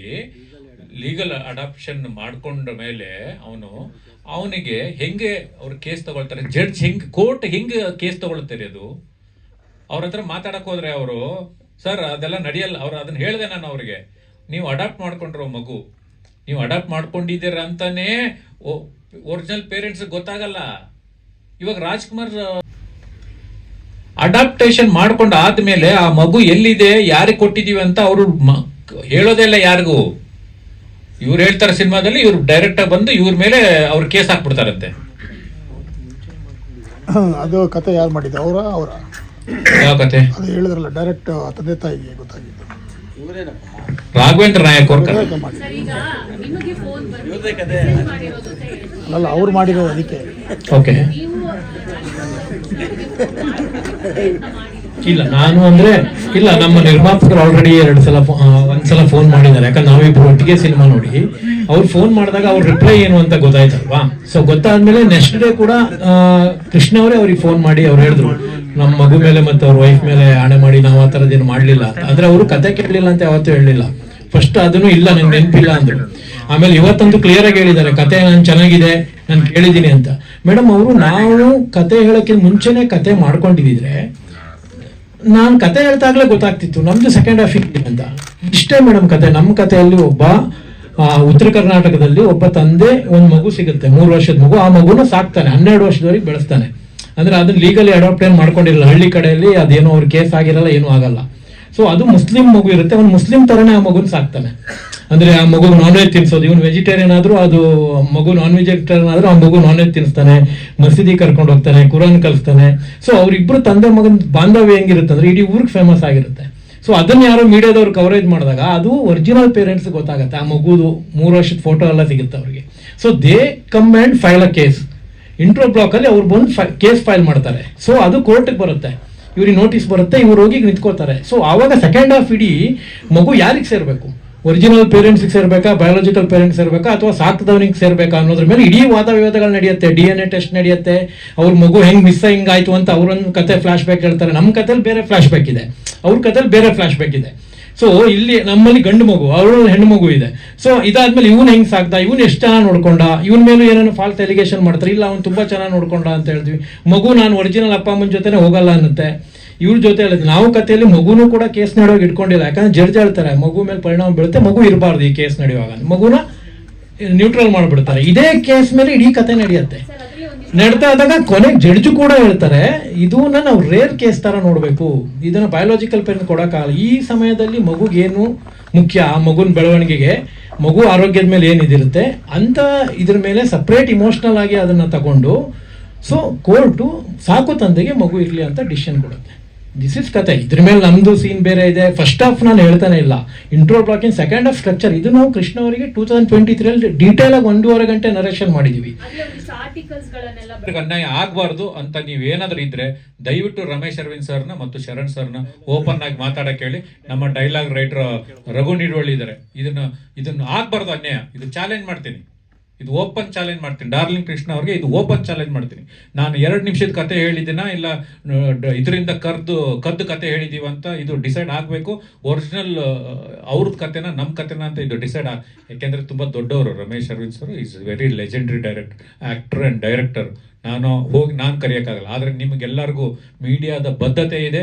ಇದು ಒಬ್ಬ ರೈಟರ್ಗೆ ನ್ಯಾಯ ಸಿಗಬೇಕು ಅಂತ ನಿಮಗೆಲ್ಲರಿಗೂ ಏನಾದರೂ ಇತ್ತು ಅಂತಂದರೆ ನಾಳೆ ರಮೇಶ್ ಅರವಿಂದ್ ಸರ್ನ ಕೇಳಿ, ಆಮೇಲೆ ಶರಣ್ ಸರ್ನ ಕೇಳಿ, ಆಕಾಶ್ ಶ್ರೀವಾಸ್ ಅವ್ರನ್ನ ಕೇಳಿ, ಮಹಾಂತೇಶ್ ಹಂದ್ರಾಳ್ ಅಂತ ಇವಾಗ ಒಂದು ಸಿನಿಮಾ ಡೈರೆಕ್ಟ್ ಮಾಡ್ತಾರೆ, ಸ್ಪಾರ್ಕ್ ಅಂತ ಡೈರೆಕ್ಟ್ ಮಾಡ್ತಾ ಇದ್ದಾರೆ, ಅವ್ರು ಕೇಳಿ. ಇವ್ರು ಎಲ್ರಿಗೂ ಡಾರ್ಲಿಂಗ್ ಕೃಷ್ಣ ಅವ್ರಿಗೆ ಹೇಳೋಕ್ಕಿಂತ ಮುಂಚೆ ಹೋಗಿ ಕತೆ ಹೇಳಿದ್ದೀವಿ. ನಿಮಗೆಲ್ಲರಿಗೂ ಬದ್ಧತೆ ಇದೆ, ನೀವೆಲ್ಲರೂ ನಿಲ್ಲಬೇಕು ಒಬ್ಬ ರೈಟರ್ ಪರವಾಗಿ ಅಂತಂದ್ರೆ ಬನ್ನಿ ಇದನ್ನ ನಾವು ಹೋರಾಟ ಮಾಡೋಣ. ಇದು ಬಿಟ್ಬಿಟ್ಟು ಪರ್ಸನಲ್ ಆಗಿ ಗುರು ದೇಶಪಾಂಡೆ ಅವರು ಹಿಂಗಿದ್ರು ಅವ್ರು ಇದು ಬಿಟ್ಬಿಡಿ. ಪರ್ಸನಲ್ ವಿಷಯಗಳನ್ನ ಬಿಟ್ಟು ಒಬ್ಬ ರೈಟ್ರು ಒಂದು ಸಿನಿಮಾ ಅಂತ ಹೋರಾಟ ಮಾಡೋದಾದ್ರೆ ದಯವಿಟ್ಟು ನೀವೆಲ್ಲರೂ ಕೈ ಜೋಡಿಸಿ. ಅದನ್ನ ಬಿಟ್ಬಿಟ್ಟು ಗುರು ದೇಶಪಾಂಡೆಗೆ ಹಿಂಗೆ ಫ್ಲಾಶ್ ಬ್ಯಾಕ್ ಇದೆ, ಗುರು ದೇಶಪಾಂಡೆ ಜೊತೆ ಹಿಂಗೆ ಸೇರೋಕ್ಕಾಗತ್ತೆ, ಈ ಥರ ನಾಟಕಗಳೆಲ್ಲ ಮಾಡಬೇಡಿ. ಈ ಥರ ನಾಟಕ ನಾನು ಮಾಡೋಕ್ಕೆ ಸ್ಟಾರ್ಟ್ ಮಾಡಿದ್ರೆ ನಾನು ಬೇಜಾರು ನಾಟಕ ಮಾಡೋಕ್ಕೆ ಸ್ಟಾರ್ಟ್ ಮಾಡ್ಬೋದು. ಇದು ಬೇಡ ನನಗೆ. ನಾನು ಮಾಡಿದ್ದೀನಿ, ತುಂಬ ತಪ್ಪುಗಳನ್ನು ಮಾಡಿದ್ದೀನಿ. ನಾನು ಇವತ್ತು ಮೀಡಿಯಾ ಎಲ್ಲರ ಮುಂದೆ ಹೇಳ್ತೀನಿ. ಈ ಮೂಲಕ ನಾನು ಅಜಯ್ ರಾವ್ ಅವರಿಗೆ ದಯವಿಟ್ಟು ಸಾರಿ ಹೇಳ್ತೀನಿ. ಅವತ್ತು ನಾನು ಕೆಲವು ಮಾತಾಡಬಾರ್ದಾಗಿತ್ತು, ಕೆಲವು ಪದಗಳು ಅವ್ರು ಮಾಡಿದ ತಪ್ಪೇ ಇದೆ, ಆದರೆ ನಾನು ಕೆಲವು ಪದಗಳನ್ನು ಬಳಸಬಾರ್ದಾಗಿತ್ತು. ಆದರೆ ಕೆಲವು ಪದಗಳನ್ನು ನಾನು ಬಳಸಿದ್ದೀನಿ. ನಿಜವಾಗ್ಲೂ ಅವರಿಗೆ ಅವತ್ತಿನ ದಿನದ ಸಾರಿ. ಆ್ಯಕ್ಚುಲಿ ಅಂದರೆ ಅವತ್ತು ನನಗೆ ಅಷ್ಟು ಮೆಚುರಿಟಿ ಇರಲಿಲ್ವಾ, ಇಲ್ಲ ಅವತ್ತು ನನಗೆ ಇದು ಇತ್ತ ಗೊತ್ತಿಲ್ಲ. ಆದರೆ ದಯವಿಟ್ಟು ಅಜಯ್ ರಾವ್ ಅವರು ಇದನ್ನು ನೋಡಿದರೆ ದಯವಿಟ್ಟು ನನಗೆ ಕ್ಷಮಿಸಿ. ಆದರೆ ಬಿಕಾಸ್ ಯಾಕೆಂದರೆ ಆ ತಪ್ಪೇ ಅವತ್ತು ಅವ್ರು ಮಾಡಿದ್ದು ತಪ್ಪು. ಆದರೆ ಆ ಕೆಲವು ಪದ ಬಳಕೆಗಳನ್ನು ನಾನು ಮಾಡಬಾರ್ದಾಗಿತ್ತು, ಮಾಡಿದೆ. ಮನುಷ್ಯ ಹೋಗ್ತಾ ಮೆಚುರಿಟಿ ಕಲಿತಾ ಹೋಗಬೇಕು ಹೊರತು ಅವನು ಕೆಳಗಡೆ ಇಳಿತಾ ಹೋಗ್ಬಾರ್ದು. ಸಕ್ಸಸ್ಸು ಫೇಲ್ಯೂರು ನಾನು ಆ ಕಾಲದಲ್ಲಿ 2013 ಪೀಕ್ ಸಕ್ಸಸ್ ನೋಡ್ಬಿಟ್ಟಿದ್ದೀವಿ. ಸಕ್ಸಸ್ ನೋಡದೆ ಏನು ಇಲ್ಲಿ ಬಂದು ಕೂತ್ಕೊಂಡಿಲ್ಲ, ನಾವೇನು ಮಾಡಿಲ್ಲ. ಆದರೆ ಮನುಷ್ಯ ಮೆಚೂರ್ಡ್ ಆಗ್ತಾ ಹೋಗಬೇಕು. ಅದನ್ನು ಬಿಟ್ಬಿಟ್ಟು ಪರ್ಸ್ನಲ್ ಟಾರ್ಗೆಟ್ ಮಾಡಿ ಅವನ ಫ್ರೆಂಡು ಮನೆ ಕರೀತಾರೆ, ಈ ಥರದನ್ನೆಲ್ಲ ನಾಟಕ ಮಾಡಬೇಡಿ. ಡಾರ್ಲಿಂಗ್ ಕೃಷ್ಣ ಅವರೇ, ಇವತ್ತು ಹೇಳ್ತಾ ಇದ್ದೀನಿ, ನೀವು ನನ್ನ ಫ್ರೆಂಡೇ. ಯಾಕೆಂದರೆ 2013 ನಿಮ್ಮ ಜೊತೆ ಒಂದು ರಿಲೇಷನ್ಶಿಪ್ ಇದೆ ನನಗೆ. 2013 2020ವರೆಗೂ ನೀವು ನನ್ನ ಹತ್ರ ದಿನಕ್ಕೆ 1 ಅವರೋ 1.5 ಅವರೋ ಮಾತಾಡದೆ ಮಲಗ್ತಾ ಇರಲಿಲ್ಲ ನೀವು. ಅದಾದಮೇಲೆ ನಿಮಗೆ ಸಕ್ಸಸ್ ಬಂತು, ನೀವು ಚೇಂಜ್ ಆದರೆ ನಾವು ಬೇಕಾದಾಗ ನಿಮ್ಮನ್ನು ಮೀಟ್ ಮಾಡ್ತಾ ಇದ್ವಿ. ನಾವು ನಿಮಗೆ ಸಾಕಷ್ಟು ಕಥೆಗಳನ್ನು ಹೇಳಿದ್ವಿ. ಅದೇನೋ ಒಟ್ಟಾಗಿ ಕೆಲಸ ಮಾಡೋಕ್ಕಾಗಿಲ್ಲ. ಆದರೆ ನೀವು ಫ್ರೆಂಡ್ ಅಲ್ಲ ಅಂದರೆ, ಆದರೆ ನೀವು ನನ್ನ ಫ್ರೆಂಡೇ. ಆದರೆ ಸಕ್ಸಸ್ ಬಂದಿದೆ ಅಂತ ಅಂದ ತಕ್ಷಣವೇ, ಇಲ್ಲ ಫೇಲ್ಯೂರ್ ಬಂತ ಅಂದ ತಕ್ಷಣ ಒಬ್ಬನ ಫ್ರೆಂಡ್ನ ಬಿಡೋಷ್ಟು ನಾನು ಮನುಷ್ಯತ್ವ ಕಳ್ಕೊಂಡಿಲ್ಲ ಇನ್ನೂವರೆಗೂ. ಸರ್ ಈಗ ಅಲ್ಟಿಮೇಟ್ ಏನು ಸರ್, ಏನು ಹೇಳ್ತೀರಾ ಈ ಪ್ರಶ್ನೆ? ಇದು ಇದೆಯಾ ಅದ್ರದ್ದು? ಸರ್ ಸರ್ ಈಗ ಅಲ್ಟಿಮೇಟ್ಲಿ ನೀವು ಚೇಂಬರ್ಗೆ ಹೋದ್ರು ಕೂಡ ಇಲ್ಲಾದ್ರೂ ಕೂಡ ನಿಮ್ಮ ಒಂದೇ ಬೇಡಿಕೆ, ಅವರು ಟೈಟ್ಲ್ ಕಾರ್ಡಲ್ಲಿ ಕೋಡ್ ಹೇಳ್ಕೊಂಡು ಹೆಸರು ಬೇಕು ಅಂತನಾ? ಕತೆ ನಾವು ಇನ್ಸ್ಪೈರ್ ಆಗಿದ್ದೀವಿ ಅವರಿಂದ ಅಂತ ಒಪ್ಕೊಂಡು, ಒಬ್ಬ ರೈಟ್ರಿಗೆ ಬೆಲೆ ಕೊಡಿ, ರೈಟ್ರಿಗೆ ಬೆಲೆ ಕೊಡಿ. ಅನ್ನೋದು ನಿಮ್ದು. ಇವತ್ತು ಕನ್ನಡ ಇಂಡಸ್ಟ್ರಿ ಬೇರೆ ಬೇರೆ ಇಂಡಸ್ಟ್ರಿಗೆ ಹೋಲಿಸ್ಕೊಂಡ್ರೆ ಸಕ್ಸಸ್ ರೇಟ್ ಕಮ್ಮಿ ಇದೆ. ಯಾಕೆಂದರೆ ನಾವು ರೈಟರ್ಸ್ಗೆ ಬೆಲೆ ಕೊಡ್ತಾ ಇಲ್ಲ. ರೈಟರ್ಸ್ಗೆ ಬೆಲೆ ಕೊಟ್ಟರೆ ಆಟೋಮೆಟಿಕ್ ಆಗಿ ನಾವು ಮಲಯಾಳಂಗಿಂತ ಒಳ್ಳೆ ಸಿನಿಮಾ ಮಾಡ್ಬೋದು, ತೆಲುಗಿಗಿಂತ ಒಳ್ಳೆ ಸಿನಿಮಾ ಮಾಡ್ಬೋದು, ತಮಿಳ್ಗಿಂತ ಒಳ್ಳೆ ಸಿನಿಮಾ ಮಾಡ್ಬೋದು. ರೈಟರ್ಸ್ ಬೆಲೆ ಕೊಟ್ಟರೆ, ನೀವು ರೈಟರ್ಸ್ನ ಕತೆ ಕೇಳಿಬಿಟ್ಟು ಆ ರೈಟರ್ಸ್ಗೆ ಬೆಲೆ ಕೊಡದೆ ನಾನೇ ಎಲ್ಲ ಮಾಡಿದೆ ಅಂತ ಹಾಕ್ಕೊಂಡ್ರೆ ಏನಿದೆ ರೀ ಅದರಲ್ಲಿ? ಒಬ್ಬ ರೈಟರ್ಸ್ಗೆ ಸ್ಕ್ರೀನ್ ಪ್ಲೇ ರೈಟ್ರಲ್ಲಿ ರಾಘುನು ಮಾಡಿದ ಮುಗಿದ ಹೋಯ್ತಲ್ಲ, ಏನಿದೆ ಅದರಲ್ಲಿ? ಏನು 1 ಕೋಟಿ ರೆಮ್ಯುನರೇಷನ್ ಕೇಳ್ತಾರ ರಾಘು? ಇಲ್ವಲ್ಲ, 1 ಕೋಟಿ ಅಂತ ಕೇಳಲ್ವಲ್ಲ. ಏನಕ್ಕೆ ನಿಮಗೆ ಕತೆ, ಚಿತ್ರಕಥೆ, ನಿರ್ದೇಶನ, ನಿರ್ಮಾಪ ಎಲ್ಲ ನಾನೇ ಹಾಕೊಳ್ಳುವಂಥದ್ದು ಏನಿದೆ ಅದರಲ್ಲಿ? ಒಬ್ಬ ರೈಟರ್ಗೆ ವ್ಯಾಲ್ಯೂ ಕೊಟ್ಟರೆ ಇಂಡಸ್ಟ್ರಿ ಬೆಳೀತದೆ. ಇವಾಗ ಆ ಪಿಕ್ಚರಲ್ಲಿ ರಾಘವೇಂದ್ರ ನಾಯಕ್ ಅವ್ರಿಗೆ ಹೆಸರು ಕೊಟ್ಟರೆ, ನಾನು ಲವ್ ಮಾಕ್ಟೇಲ್ 3 ಸ್ಕ್ರೀನ್ ಪ್ಲೇಗೆ ಹೆಲ್ಪ್ ಮಾಡಿದ್ದೀನಿ ಸರ್ ಅಂತ ಹೇಳಿದ್ರೆ 1-2 ಸಿನಿಮಾ ಸಿಗುತ್ತೆ ಇವ್ರಿಗೂ. ಆ 1-2 ಸಿನಿಮಾದಿಂದ ಇವ್ರು ಬದುಕು ಕಟ್ಕೊಳ್ತಾರೆ. ಈ ಥರ ಇನ್ನೊಂದು 4 ಜನ ರೈಟರ್ಸ್ ಬರ್ತಾರೆ. ಇವಾಗ ಜೆಂಟಲ್ಮ್ಯಾನ್ ಸಿನಿಮಾ ಮಾಡೋಕ್ಕಿಂತ ಮುಂಚೆ ಅವ್ರೊಂದು ಸಿನಿಮಾ ಆವ್ರೇಜ್ ಆಗಿತ್ತು ಜಡೇಶ್ ಅವ್ರಿಗೆ. ನಾನು ಕರೆದು ಜೆಂಟಲ್ಮ್ಯಾನ್ ಸಿನಿಮಾ ಕೊಟ್ಟೆ, ಒಳ್ಳೆ ರಿಪೋರ್ಟ್ ಬಂತು, ಸಾಂಗ್ ಹಿಟ್ ಆಯ್ತು, ಎಲ್ಲ ಹಿಟ್ ಆಯಿತು. ಅದಾದ್ಮೇಲೆ ಹೋಗಿ ಶರಣ್ ಅವ್ರಿಗೆ ಸಿನಿಮಾ ಮಾಡಿದ್ರು, ಹೋಗಿ ದುನಿಯಾ ವಿಜಯ್ ಅವ್ರಿಗೆ ಸಿನಿಮಾ ಮಾಡಿದ್ರು, ಹೋಗಿ ಕಾಟೇರ ಕತೆ ಬರೆದ್ರು. ಒಬ್ಬರು ಬೆಳೆಸೋದ್ರಿಂದ, ಒಬ್ರಿಗೆ ಕ್ರೆಡಿಟ್ ಕೊಡೋದ್ರಿಂದ ಕಮ್ಮಿ ಏನಾಗತ್ತೆ ಅಲ್ವಾ? ಅದನ್ನ ಅರ್ಥ ಮಾಡ್ಕೊಳ್ತಾ ಇಲ್ಲ. ಸರ್ ಅವ್ರು ಅದ್ರ ಬಗ್ಗೆ ಮಾತಾಡಿ ಅಂತಂದ್ರೆ ಇನ್ಯಾವ್ದ್ರ ಬಗ್ಗೆನೂ ಮಾತಾಡ್ತಾರೆ, ಪರ್ಸನಲ್. ಸರ್ ಅವ್ರು ಡೈರೆಕ್ಟ್ ಆಗಿ ಹೇಳಿದ್ರಲ್ಲ, ನಾನು ಕಾಂಪ್ರಮೈಸ್ ಆಗಲ್ಲ, ಕ್ರೆಡಿಟ್ಸ್ ಚಾನ್ಸೇ ಇಲ್ಲ ಅಂತ ಹೇಳಿದ್ರು. ಬಿಡಿ, ಫೈಟ್ ಮಾಡೋಣ. ಫೈಟ್ ಮಾಡಕ್ ರೆಡಿ ಇದೀವಲ್ಲ. ಸರ್ ಫಸ್ಟ್ ಅಮೌಂಟಿಗೆ ಬೇಡಿಕೆ ಇಟ್ಟಿದ್ರೆ ಇವಾಗ ಕ್ರೆಡಿಟ್ ಕೇಳ್ತಾ ಇದ್ದಾರೆ ಅಂತ ಹೇಳಿದ್ರು ಅವ್ರು. ನೋಡಿ, ನಾನು ರಾಘವೇಂದ್ರ ಸ್ವಾಮಿನ ನಾನು ತುಂಬಾ ನಂಬ್ತೀನಿ, ಪ್ರಮಾಣ ಮಾಡಿ ಹೇಳ್ತೀನಿ, ಅವ್ರ ಹತ್ರ ನಾನು ದುಡ್ಡು ಕೇಳಿಲ್ಲ. ಅದಕ್ಕೆ ಸಾಕ್ಷಿನೂ ಇದೆ, ಅವ್ರಿಗೆ ವಾಯ್ಸ್ ಮೆಸೇಜ್ ಕಳಿಸಿರೋದಿದೆ. ವಾಯ್ಸ್ ಮೆಸೇಜ್ ಕಳಿಸಿದ, ಆ ವಾಯ್ಸ್ ಮೆಸೇಜ್ ಕೇಳಿಸ್ತಾ ಇದೆ. ಇವತ್ತು ನಮ್ಮ ಟೈಮ್ ಸರಿ ಇಲ್ವಾ ಏನೋ ಗೊತ್ತಿಲ್ಲ, ನನ್ನ ಮೊಬೈಲ್ ಹ್ಯಾಂಗ್ ಆಗ್ಬಿಟ್ಟಿದೆ, ಅದಕ್ಕೆ ಅಲ್ಲಿ ಇಟ್ಟಿದ್ದೀನಿ ಕೆಳಗಡೆ. ಇಲ್ಲ ಅಂದಿದ್ರೆ ಆ ವಾಯ್ಸ್ ಮೆಸೇಜೇ ನಿಮ್ಗೆ ಕೇಳಿಸ್ಬಿಡ್ತಿದ್ದೆ. ನಾಳೆ ಏನೋ ನಮ್ಮ ಅನಿಲ್ ಅದು ರಿಕವರಿ ಮಾಡಿಕೊಡ್ತೀನಿ ಅಂತ ಹೇಳಿದ್ದಾನೆ. ಅದು ರಿಕವರಿ ಮಾಡಿಕೊಟ್ರೆ ಆ ವಾಯ್ಸ್ ಮೆಸೇಜು ನಿಮ್ಗೆಲ್ಲರಿಗೂ ಫಾರ್ವರ್ಡ್ ಮಾಡಿಬಿಡ್ತೀನಿ. ಮೇಡಮ್, ಓ ಇದು ಬೇರೆ ಮಾಡ್ತೀರಾ ನೀಲಣ್ಣ? ಏನು